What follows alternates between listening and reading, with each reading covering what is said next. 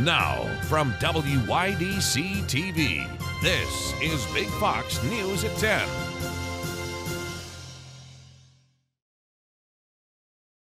Good evening, I'm Anna Manuel. The village of Montour Falls is receiving $4.5 million from the state. Our Maggie Hall has more information on what the village will be doing with this money. Founded in 1802, the village of Montour Falls is one of historical and environmental significance. Most recently, the village received $4.5 million from New York State for the purpose of revitalization. Now, I'm going to walk you through some of the projects that the village has proposed for the use of that money.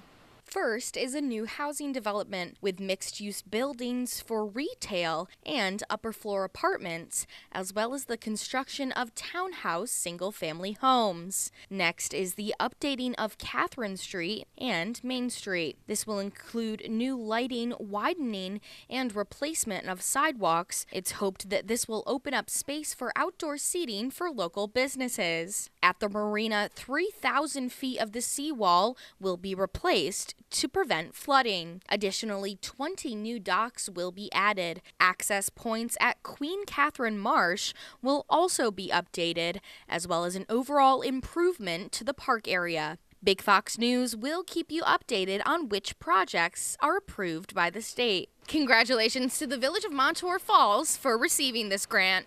Maggie Hall, Big Fox News, Montour Falls. Elmira is receiving $1.4 million in grant money from the Department of Housing and Urban Development. According to Congressman Nick Langworthy, the money is part of an $8 million package to support several communities in the 23rd District. The congressman said housing availability and affordability continue to be pressing issues for many municipalities, and these funds will go directly toward helping to meet those needs. The parents of a firefighter who died almost 2 years ago at the New York State Fire Academy in Montour Falls have filed a lawsuit against the state. The parents claim the academy failed to respond to their 21-year-old son, Peyton Morse's medical emergency during a training program. Morse was training to crawl through a wooden box meant to simulate confined spaces when he began experiencing breathing problems. The family is seeking compensation for their son's pain and suffering, as well as damages they have experienced as a result of Peyton's death. 3 corrections officers were attacked and required medical attention at the Elmira Correctional Facility.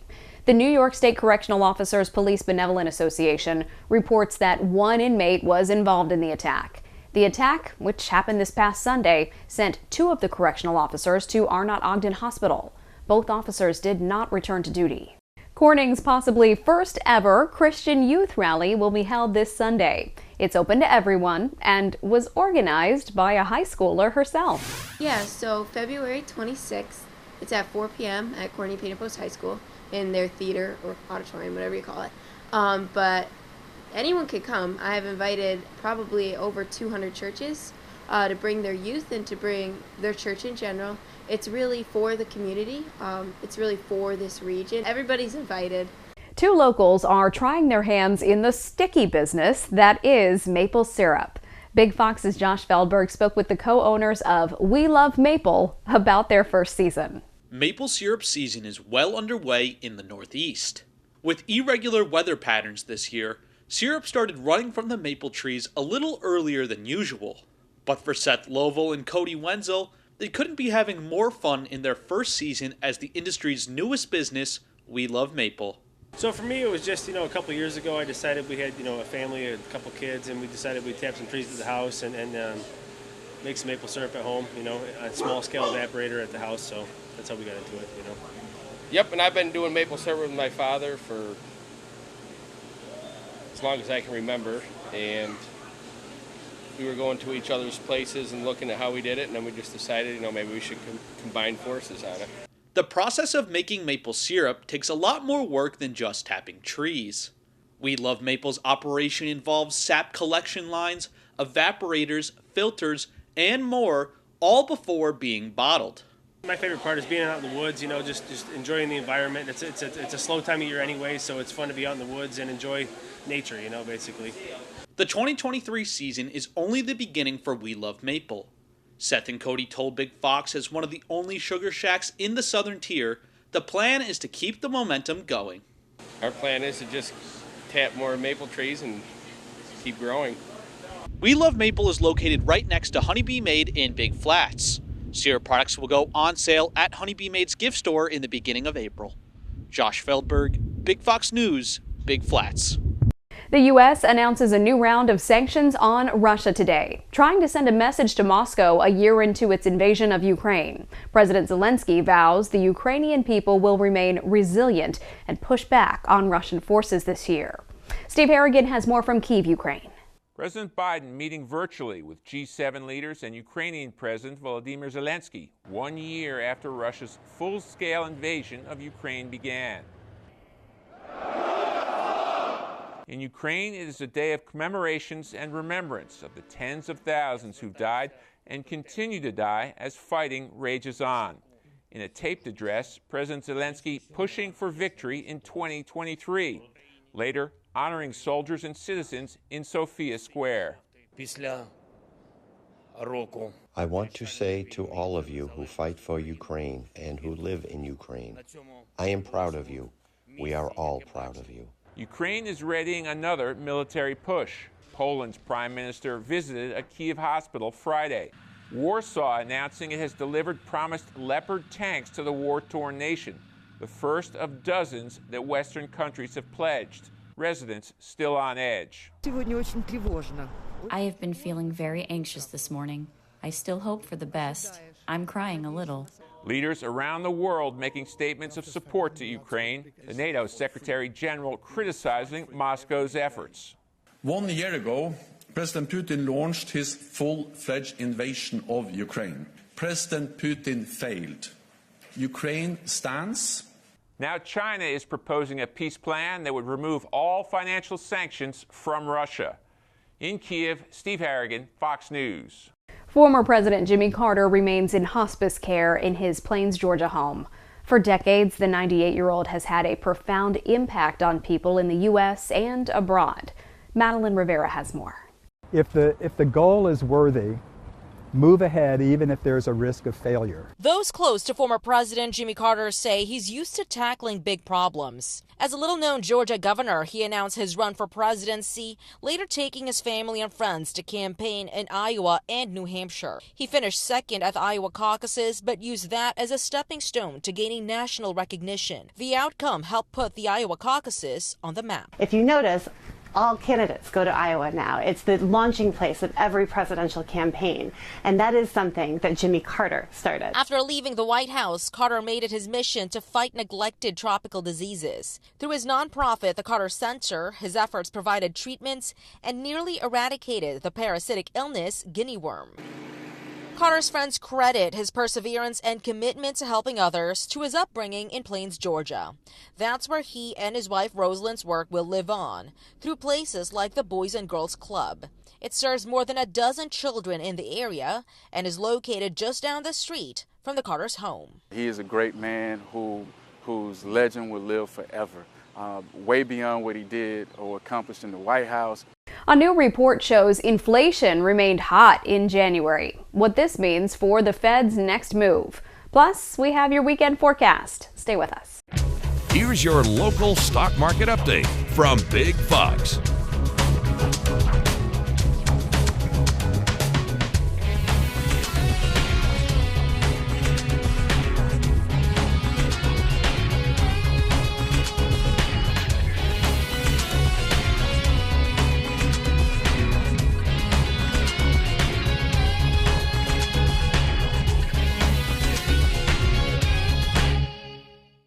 Now, your Twin Tiers forecast from Big Fox. Quiet skies were around for our Friday, but note that we were watching a cold front continue to drop its way across the state, allowing for temperatures to continue to stay on the cooler side. Now, we were holding within those 30s today, and we really this winter haven't seen a lot of below average conditions. So with a few of them on the board here the next few days, note that it is limited. We have some warmth returning, as that's really what this winter has been about, is that even if we've had a cold day, we're quickly back to average. Overnight will hold within those teens, but note the winds will be switching after that frontal system passage. We regain momentum out of the east and then southeast, which is going to be ushering in our next weather maker. Now we'll look at lows falling into those lower to mid-teens, which is slightly below that average of 18 degrees. But as mentioned, we haven't seen many of these, so we'll bundle up, but we'll gear up for that warming potential in place this weekend.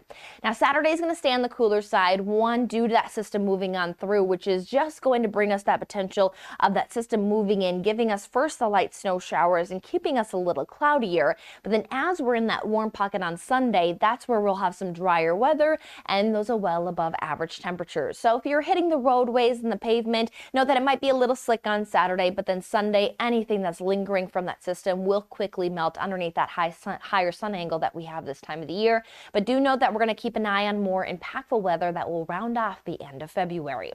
So looking at the impacts that will be in place here Saturday, we're noting overnight cloud cover increases by the mid-morning and into the early afternoon. A few of those snow showers will be in place, but then we should start to bring in some quick clearing behind it. Might see some bit of a sunset, but overall we'll stay underneath some areas of sunshine into our Sunday, which will bring us that warming and melt down any of the snowfall that does accumulate, as we'll see that those accumulating numbers are ranging just around about a half an inch there, less than an inch though overall when it comes to those numbers in place. Now temperature wise, we are looking at highs just around those mid-30s. So again, it's going to be a below average day. So Friday and Saturday will check off below average, and we had one earlier this week as well.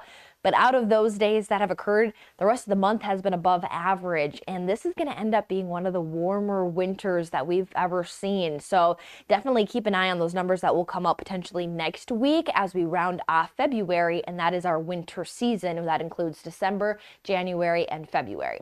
But if you are looking at these numbers and just shaking a little bit, note that we will warm up there on Sunday again. That will diminish any of those snow showers that are lingering, especially with some sunshine around. And this time of the year, we have that sun angle as well as dealing with more daylight as those days are growing. And in March, we talk more about a daylight saving time as well as the spring equinox. But before we get to March, we have that wintry mix and rain system that will come Monday, Tuesday. But note that there's not much Arctic air to follow behind the system, as we will stay at least near seasonal for the first week of March. A kitchen appliance gets recalled over a fire hazard. There's another problem with Boeing's 787 Dreamliner. And check your wallet or purse. You might be sitting on some unused cash. Madison Allworth has those stories and more in today's Business Briefs. A popular kitchen appliance brand is recalling its air fryers. Over 2 million Cosori air fryers are being recalled due to fears that they could catch fire. Multiple reports say the air fryers were catching fire, burning, melting, overheating, and smoking. The Consumer Product Safety Commission believes the problem is due to faulty wiring. Customers are urged to stop using the air fryers immediately. Audi is planning an electric car factory in the U.S. The car company is a unit of Volkswagen. It says it wants to take advantage of subsidies offered by the Inflation Reduction Act. It includes a $7,500 consumer tax credit to buyers of North American-made electric vehicles. Boeing is halting deliveries of its 787 Dreamliners. The plane maker needs to show the FAA that it has addressed an issue with a fuselage component. Boeing says it's a temporary pause in its deliveries while it completes required analysis and documentation. And whether you love them or hate them, almost 2/3 of American consumers have at least one unspent gift card in their possession. A new report says there is as much as $21 billion in unspent money in unused or lost gift cards. Most of these cards carry a value of $200 or less.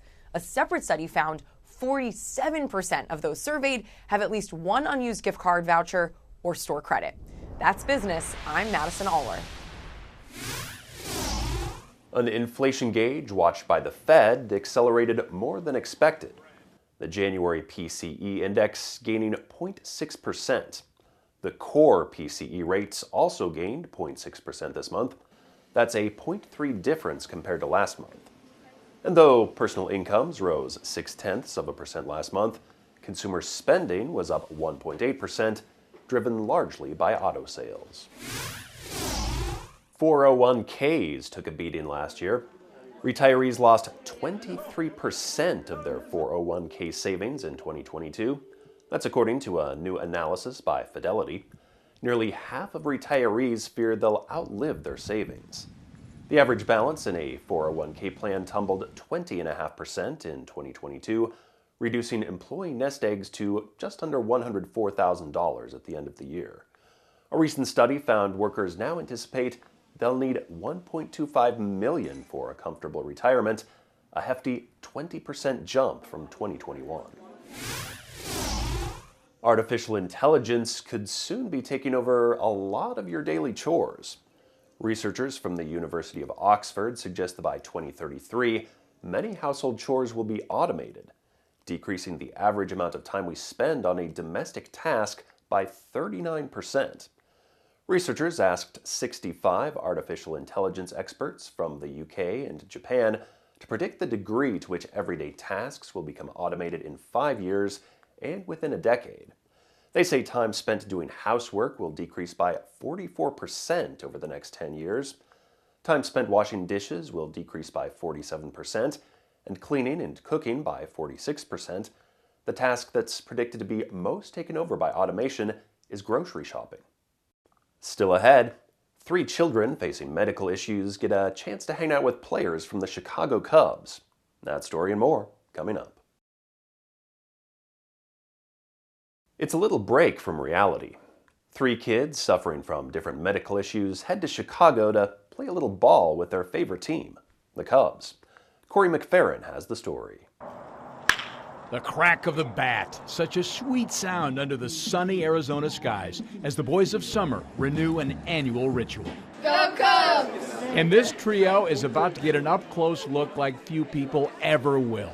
Gage Weber from Crown Point, Daniela Castro from Rolling Meadows, and Gael Alvarado Munoz from Des Plaines, all facing serious medical challenges. But for a weekend at least, the focus isn't about their health. It's about fun in the sun with the boys in Cubby Blue. Excited. Like it's a dream. It's like not even real. Oh, it's unbelievable. I can't put words to it. Everything that Advocate's done and the Cubs for him and the other families here has been nothing short of amazing. It's all paid for, and they'll be treated like VIPs, with inside access they can't even imagine. As they began to board, they got a little hint of their newfound notoriety. In the latest episode, a Simpsons character explores his family roots. Here's Ashley Dvorkin with the story. I'm new to all this. New to being black? Yes.